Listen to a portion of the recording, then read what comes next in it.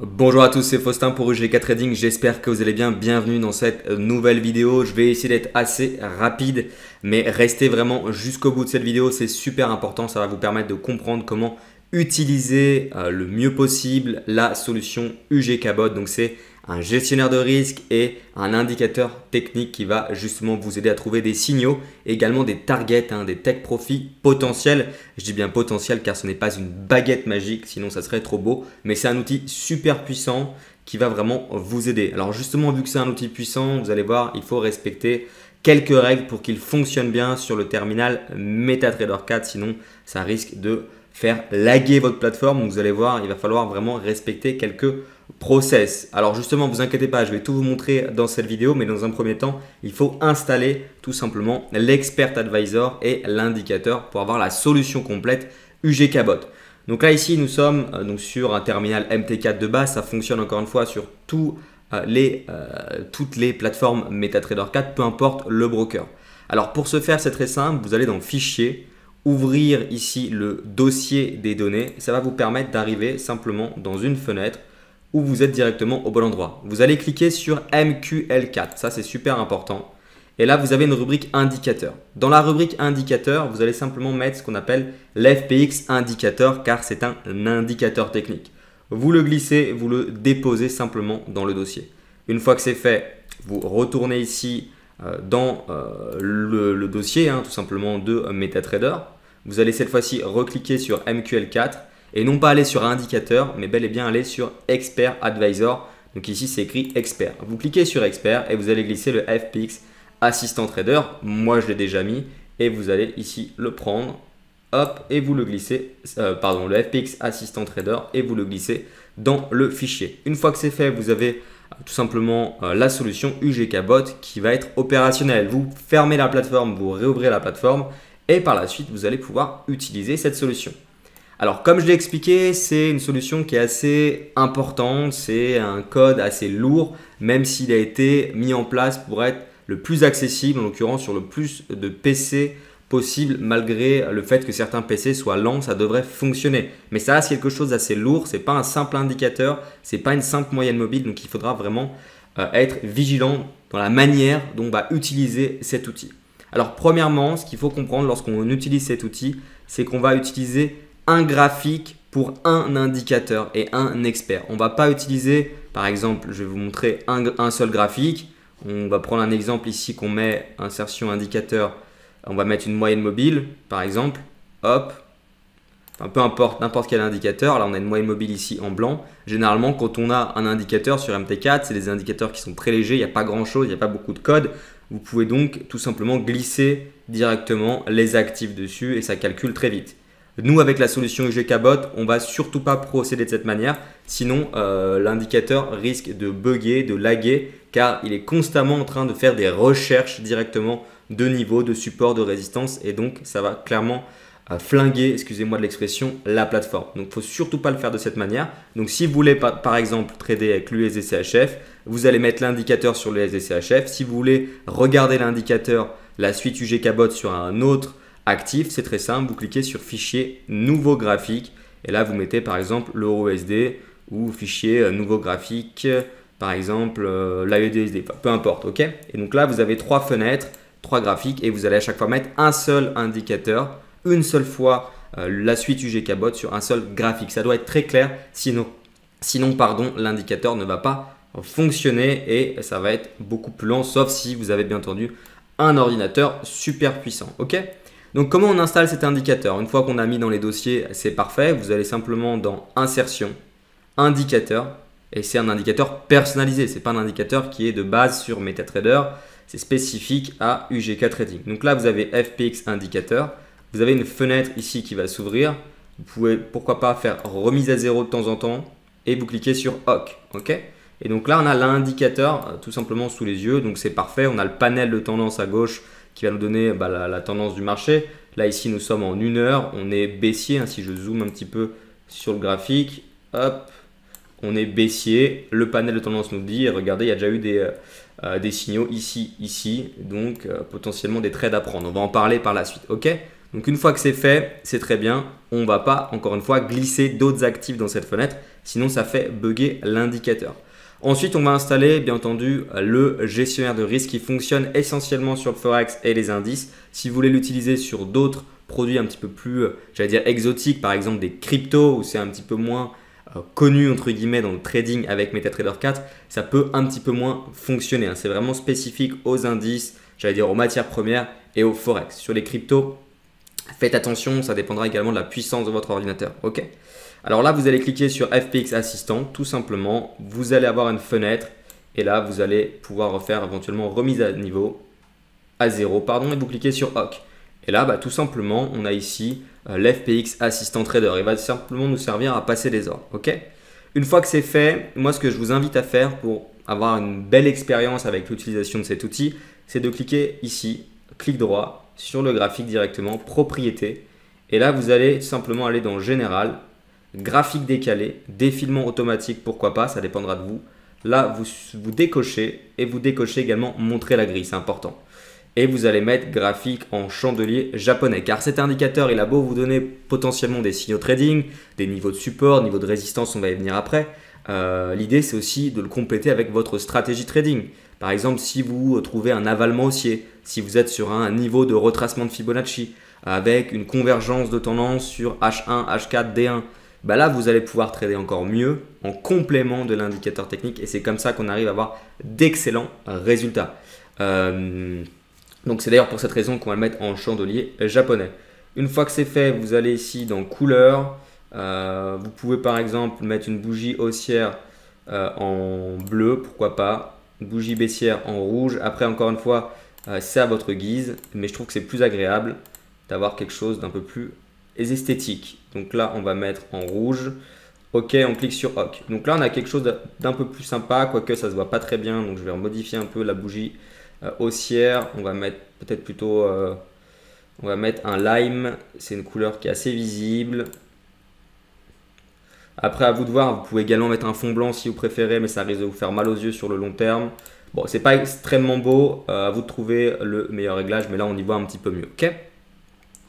Donc ça, c'est la première chose. Donc là, vous avez quelque chose d'un peu plus esthétique, un peu plus sympa. Vous voyez bien les niveaux de support, les résistances. Par exemple, juste ici, regardez, il y a eu un signal ici tout simplement de vente. En réalité, c'est quand on casse ce niveau. Donc la flèche va être sur cette bougie, mais en réalité, on attend toujours la confirmation. Donc en réalité, le trade, il était bien à prendre ici sur ce niveau-là et ça a bien baissé. Et on peut sortir soit sur la prochaine boîte. On dit voilà, on arrive à la prochaine boîte qui est tracée automatiquement par l'algorithme qui calcule constamment. On sort du marché ici lorsqu'on vend ou on attend tout simplement d'aller atteindre ces niveaux-là. Ça s'appelle les TP1, TP2. Donc là, on ne le voit pas très bien. Donc vous pouvez encore une fois faire un clic droit et ici aller dans lister les indicateurs. Vous allez avoir ici le FPX indicateur. Vous cliquez dessus et là, vous avez visualisation. Ok. Alors couleur par exemple, donc vous pouvez modifier la couleur notamment des signaux, des flèches. Vous pouvez ici modifier les couleurs, par exemple au niveau des TP, color TP1. On peut très bien mettre en blanc par exemple pour avoir quelque chose de plus visible. Ok. Color TP2, vous pouvez également le mettre en blanc. Ça dépendra encore une fois de votre fond. Et là, vous voyez, c'est un petit peu plus visible. Donc on voit qu'il y a eu un signal TP1, TP2. En réalité, l'entrée était sur le TP1 car on attend toujours la clôture de la bougie. On ne rentre pas agressivement sur la cassure de ce niveau. TP2, ok. Donc là, on a eu un signal de vente sur l'euro USD. Pour l'instant, ça n'a pas fonctionné. On part à la hausse, ok. Donc encore une fois, je vous le dis, ce n'est pas une baguette magique, mais pour autant, ça aurait pu être intéressant de rentrer sur le marché car le panel de tendance nous dit baissier, ok. Donc une fois qu'on a ça, c'est super. Vous laissez tel quel, vous ne touchez pas. Vous n'allez surtout pas, je le répète, c'est important, prendre l'AED USD ou n'importe quel actif et le glisser dedans. Sinon, ça va complètement faire bugger l'indicateur. Après, si vous souhaitez prendre un ordre, je vais tout simplement vous le montrer très rapidement. Avec l'FPX Assistant, c'est fait pour vous aider à gérer votre risque. Alors, c'est très simple. Vous allez ici marquer le risque que vous voulez prendre. Donc, de base, il est réglé à 1% sur la balance, c'est le capital que vous avez. Okay. Vous pouvez mettre ce que vous voulez. Si vous voulez risquer, par exemple, 2%, vous mettez 2% et ça va ajuster automatiquement la taille tout simplement du lot. Ensuite, vous allez pouvoir cliquer sur Line. Line, ça va vous mettre ici le TP potentiel et le SL pour vous donner votre ratio. Le ratio, c'est le rapport entre ce qu'on est prêt à perdre par rapport à ce qu'on peut gagner. Généralement, en trading, c'est bien d'avoir un ratio de 1. En tout cas, moi, je trouve que ça fonctionne bien de cette manière. Si on suppose qu'on veut vendre le marché sur le niveau qu'on avait ici, sur la précédente, le précédent support qui va devenir résistance. On peut très bien imaginer ici qu'on voudrait vendre le marché. Donc, on peut mettre aussi un ordre limite. Avant de vous expliquer ça, on va imaginer qu'on passe un ordre ici au marché. On veut acheter, hein, c'est un exemple. Vous allez pouvoir glisser votre stop loss. Je vais mettre un stop loss par exemple comme ça. Je vais mettre un TP comme ça. On voit ce qu'on est prêt à perdre par rapport à ce qu'on peut gagner. Et je ne sais pas si vous voyez, quand je modifie le stop loss, ça va modifier tout simplement ici. Regardez, c'est assez intéressant. Ça va modifier la taille du lot. Ok? Donc en fonction du risque du stop loss. Si on le met comme ça fonctionne super bien. Et là, vous pouvez cliquer simplement sur Buy. Okay. Une fois que c'est cliqué, vous avez un bouton de confirmation. Et là, vous allez pouvoir simplement cliquer sur OK. Vous cliquez sur OK et là, tout simplement, l'ordre est rentré. On voit Buy, TP, SL. Et c'est super simple. Vous pouvez après fermer l'ordre si vous le souhaitez. Vous pouvez modifier l'ordre, vous faites ce que vous voulez. Mais là, au moins, vous avez respecté un ratio de 1. Vous avez respecté un risque de 2% du capital et ça a calculé automatiquement la taille du contrat. Et c'est super important. Et là, vous faites fermer. De la même manière, on va revenir un petit peu sur ce que je vous ai expliqué tout à l'heure. On imagine que vous voulez, pourquoi pas, vendre le marché sur ce niveau-là ou pourquoi pas sur ce niveau-là. On va travailler clairement les niveaux qui nous sont donnés par l'indicateur. Donc là, on va, pourquoi pas, prendre une vente sur ce niveau-là dans la tendance de fond qui est baissière, qui a l'air relativement puissante. On peut regarder également la tendance sur d'autres unités de temps, on est également baissier. Donc on va ici sur du H1. Et on va pourquoi pas mettre un ordre limite. Pour ce faire, avec le trade assistant, vous allez cliquer sur pending, donc le P. Et là, vous allez pouvoir du coup mettre ce qu'on appelle un sell si vous souhaitez vendre à découvert, tout simplement sur ce niveau-là ou sur ce niveau-là. On va le mettre au milieu par exemple. Ça peut être un niveau intéressant pour vendre. On va mettre nos take profit sur le niveau de support et de résistance qui a été également dessiné par l'indicateur. Et on va mettre un stop loss, pourquoi pas, juste au-dessus. Okay, bon, on va essayer de respecter un ratio de 1. Donc, on regarde, le ratio il bouge, on risque toujours 2%, la taille du contrat. Et là, il suffit tout simplement de cliquer sur vente et ça va mettre automatiquement un ordre de vente. Vous avez comme d'habitude une fenêtre de confirmation qui vous dit Sell Limit Order. Ok, donc, c'est très bien et vous cliquez sur OK. Et donc là, on a un ordre qui a été mis, un ordre conditionnel. Donc, on n'a plus qu'à fermer la plateforme et à patienter. Donc, vous voyez, ça vous donne vraiment des niveaux super intéressants. Ça vous donne la tendance. Ça peut vous donner potentiellement des signaux. J'aime pas trop appeler ça signaux. C'est plutôt un moment où on va vous dire attention, là, le marché peut vraiment être baissier. L'idéal, encore une fois, c'est de le compléter avec une stratégie trading puissante, même si techniquement, étant donné que ça va vous tracer les supports et les résistances, vous pouvez l'utiliser seul, mais c'est la gestion du risque qui va faire la différence et surtout l'utilisation de peu de leviers va vous permettre de tenir sur le long terme et justement pouvoir vous permettre de perdre de temps en temps. Okay, mais ça, vous le savez, c'est la gestion du risque, c'est le money management, c'est la gestion de la psychologie du levier. Je ne vais pas en parler ici dans ce tutoriel. Donc là, vous pouvez par exemple supprimer l'ordre, c'était juste pour vous montrer.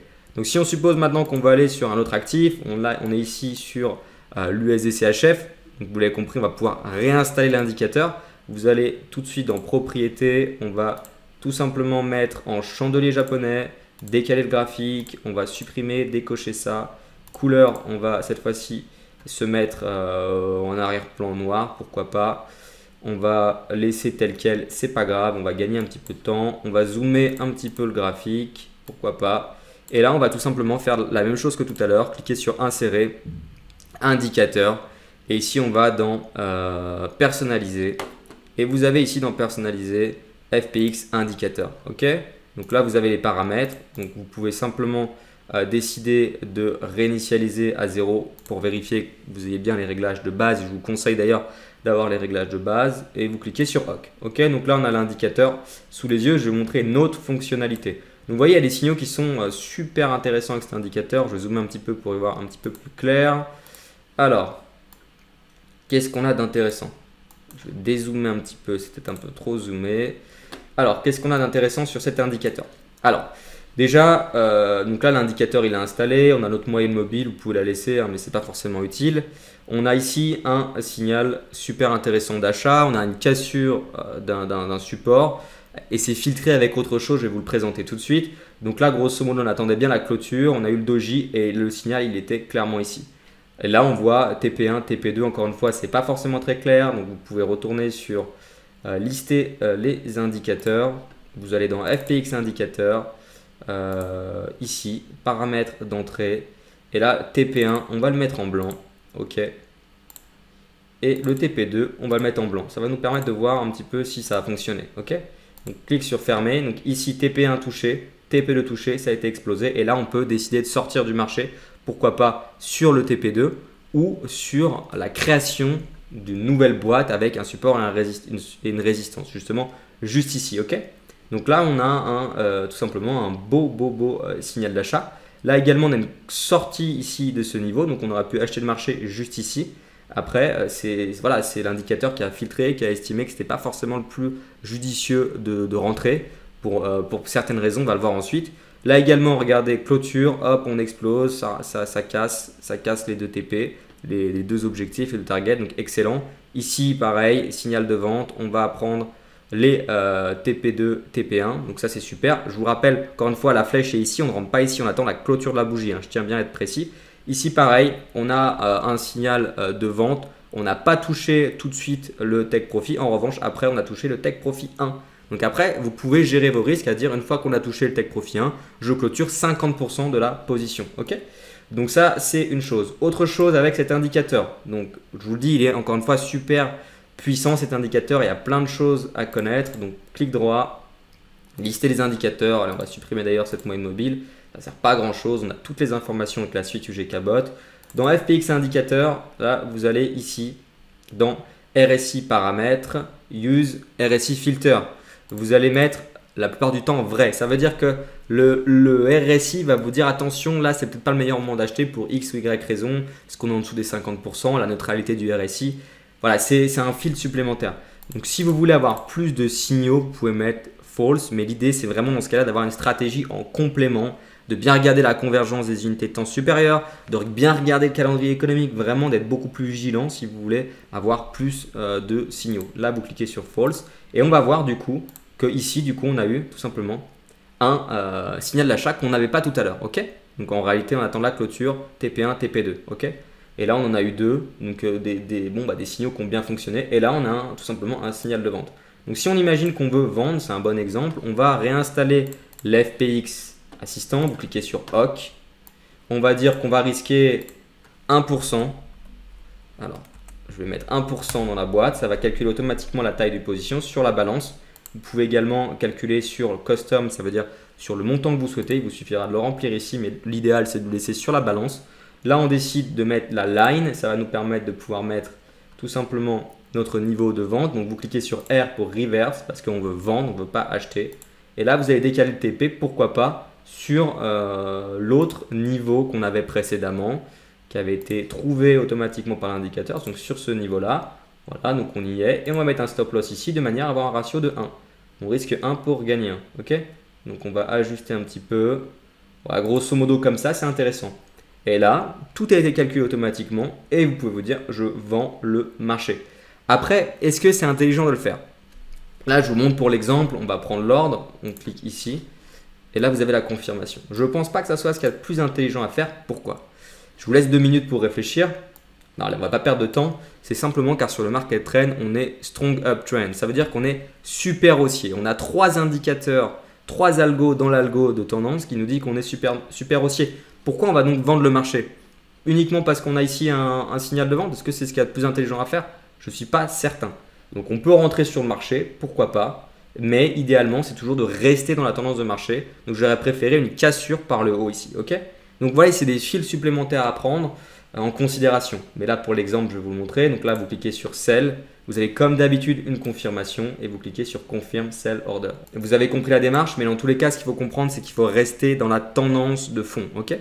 Sinon, vous allez avoir de moins belles opportunités. Autre chose avant que j'oublie, lorsque vous avez ici le FPX Assistant, si vous voulez passer des ordres directement depuis le FPX Assistant, ce n'est pas obligatoire. Vous pouvez très simplement utiliser uniquement l'indicateur. Hein. Ce n'est pas obligatoire d'utiliser l'aspect gestion de risque, mais c'est mieux si vous voulez mieux gérer votre aide. Vous cliquez ici sur FPX Assistant. Et là, très simplement, vous allez ici dans Paramètres d'entrée, dans Général. Vous allez cliquer sur Autoriser le trading en direct. Si ce n'est pas cliqué, vous ne pourrez pas passer des ordres directement depuis le FPX Assistant. C'est super important de le dire. Également, vous devez vérifier que Auto Trading ici est activé, juste ici à gauche de la plateforme. Si ce n'est pas activé, encore une fois, vous n'allez pas pouvoir passer des ordres directement avec la plateforme. Donc ça doit être clair. Également, ce qui est intéressant, c'est que là, on est sur une uptrend. Donc, on peut par exemple dire à l'expert assistant qu'on ne veut surtout pas vendre le marché. Donc, vous cliquez sur Only Long et vous cliquez sur OK. Ça veut dire uniquement des achats. Ça veut dire que là, lorsqu'on avait tout simplement un signal de vente, on ne va pas le prendre et l'expert advisor, la FPX assistant va nous interdire de vendre le marché. OK? Donc là, on ne va pas le mettre, c'est juste pour vous montrer. Après, voilà, bien entendu, il y a encore une fois certaines choses à modifier d'un point de vue esthétique, vous verrez en fonction de ça. Donc voilà, donc là vous cliquez sur OK. Donc voilà grosso modo le fonctionnement. Je vais maintenant vous montrer sur d'autres produits. On va donc, vous l'avez compris, ici sur un nouveau graphique. Là on n'a pas d'indicateur donc on peut très bien glisser un graphique. On va glisser pourquoi pas, allez, une paire de Forex. Donc, ça sera plus simple, je vais cliquer ici sur nouveau graphique. On va aller ici sur cash. Est-ce qu'on a pourquoi pas le CAC 40? Allez, le CAC 40 il est juste ici. Donc là, c'est très simple. Comme d'habitude, on va dans insertion, indicateur, trade personnalisé, pardon. Vous allez ici dans FPX indicateur et vous cliquez sur OK. OK. Donc là, on a tout simplement le CAC 40. Donc là, le CAC 40, on voit qu'on a quelque chose d'un peu bizarre et c'est tout à fait normal car ce n'est pas la même méthode de calcul. Donc pour ce faire, c'est très simple. En fait, il n'y a pas les mêmes écarts types. À la base, cet indicateur était créé sur le Forex, mais vous allez voir que ça peut être intéressant tout de même. Il vous suffira simplement d'aller dans lister les indicateurs, dans FPX indicateur, et là, vous allez pouvoir simplement modifier ce qu'on appelle le time de début et de fin. Ok, sachant que le Forex a code 24-24, les indices c'est un petit peu différent. C'est pour ça que cet indicateur, encore une fois, il n'est pas très simple, il faut savoir bien l'utiliser. Donc là, vous allez par exemple marquer 9 heures, c'est grosso modo le moment où il va calculer le début des supports et des résistances. Et en fin, vous allez mettre midi. Donc ça, c'est important. Donc vous mettez 12. OK, et vous allez mettre 12 ou 11 heures. Ça ne change pas grand-chose. Et là, l'indicateur va pouvoir du coup, c'est ce que je vais y arriver, va pouvoir du coup calculer très simplement les choses. OK, donc vous cliquez sur OK, vous faites fermer. Et là, de nouveau, on se retrouve avec quelque chose de plus cohérent. Et là, vous allez pouvoir zoomer un petit peu sur le graphique. Hop. Vous allez zoomer encore une fois pour y voir un peu plus clair. On va faire un clic droit, propriété, couleur. On va laisser comme ça. On va juste se mettre en chandelier japonais. OK. Graphique décalé. Et on clique sur OK. Donc là, on a quelque chose d'un peu plus sympa avec, vous voyez ici, on avait un signal de vente excellent. Voilà, c'est l'indicateur comme je vous l'ai présenté. Il fonctionne également très bien sur les indices, mais des fois, il y a quelques réglages à faire comme je viens de vous le montrer. D'accord? Alors là, ce que vous allez faire maintenant, on voit qu'on ne voit pas très bien les niveaux de support et de résistance. Car encore une fois, sur le Forex et les indices, ce n'est pas la même évolution des prix, ce n'est pas la même méthode de calcul en termes de pips. C'est un petit peu différent, on va dire. Et ça peut varier en fonction du broker. C'est pour ça que c'était important pour moi de vous faire cette présentation. Donc là, vous allez simplement cliquer sur, encore une fois, lister les indicateurs. Vous retournez sur l'FPX indicateur. Et là, vous allez tout simplement, dans Breakout Offset, vous allez marquer 150. On va tester avec 150. Ça va nous permettre de mieux voir tout simplement. On va mettre, allez, 250, ça sera plus rapide. Les niveaux de support et de résistance. Vous cliquez sur OK, vous faites fermer.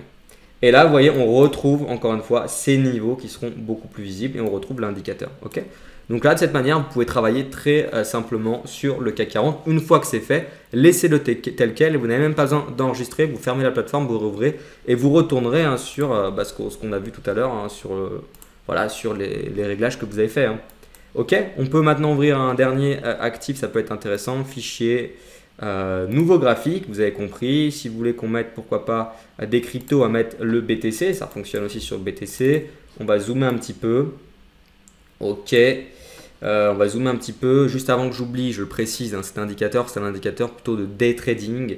On peut prendre des positions peut-être sur plusieurs jours, mais vous n'allez jamais avoir des signaux sur du D1, sur du weekly ou du mensuel. C'est uniquement sur du H4, H1, voilà, sur des unités de temps plus courtes. Mais vous ne verrez jamais les supports, les résistances au-delà d'une journée car l'indicateur va être calculé sur une base journalière. Je ne vais pas rentrer dans le détail du code, Mais c'est voilà, c'est uniquement sur ces unités de temps H4, H1 et les autres unités de temps plus courtes, mais pas sur des unités de temps supérieures. Ok.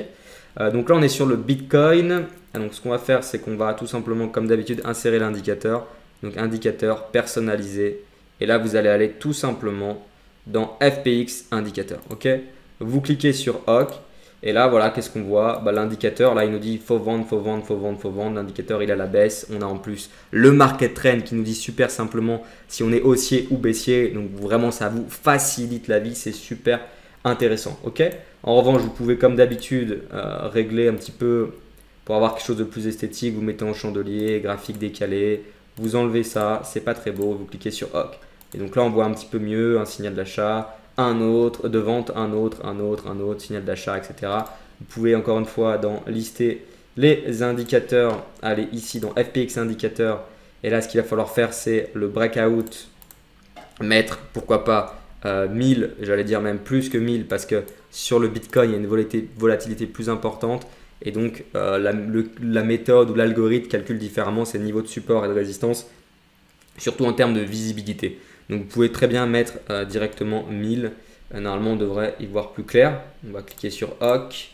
Donc là, vous voyez, on voit un petit peu plus clair. Là, on va même encore le modifier. On va mettre 10 000. Donc voilà, une fois que c'est réglé, c'est pour ça que je vous dis, vous n'y touchez plus. Vous laissez le réglage de base. Et ici, dans Color TP, on va les mettre en blanc. Ça sera beaucoup plus agréable. Et là, vous cliquez sur OK. Et voilà, on a l'indicateur qui est réglé tout simplement ici sur le Bitcoin. Après, autre chose, je vais vous montrer l'FPX assistant. Je vous ai dit tout à l'heure que sur le Bitcoin, il ne fonctionne pas nécessairement. Ça va déjà pouvoir vous donner les ratios, donc c'est déjà super intéressant. Donc là, vous mettez l'FPX assistant, il est ici.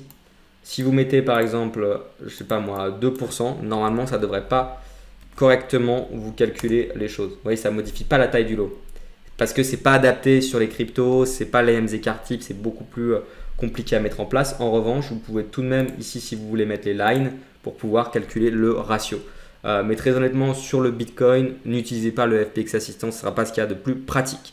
On va retourner maintenant que je vous ai expliqué un petit peu comment régler les choses, comment même régler la taille des supports, des résistances, comment les travailler. Il y a d'autres stratégies trading qui sont liées avec ces boîtes. De toute façon, c'est des supports, c'est des résistances. Vous connaissez un peu le fonctionnement. En revanche, je voudrais vous montrer avant de vous quitter, maintenant que vous avez compris comment l'utiliser, comment ne pas alourdir trop la plateforme. Vous montrer une dernière chose avec le FPX Assistant. On va aller pourquoi pas sur l'USD Yen, on y était tout à l'heure. On va enlever Line. Je vous ai montré tout à l'heure le pending. Si vous cliquez sur pending, ça vous permet simplement de passer des ordres limites. C'est très simple. Je veux vendre ici. Vous mettez le TP, ça calcule le ratio, etc. Ici, le C, vous devez toujours le laisser coché. Ça va vous permettre de bloquer votre risque. Okay. Encore une fois, là, si je modifie le stop loss, ça va modifier la taille du lot. Okay.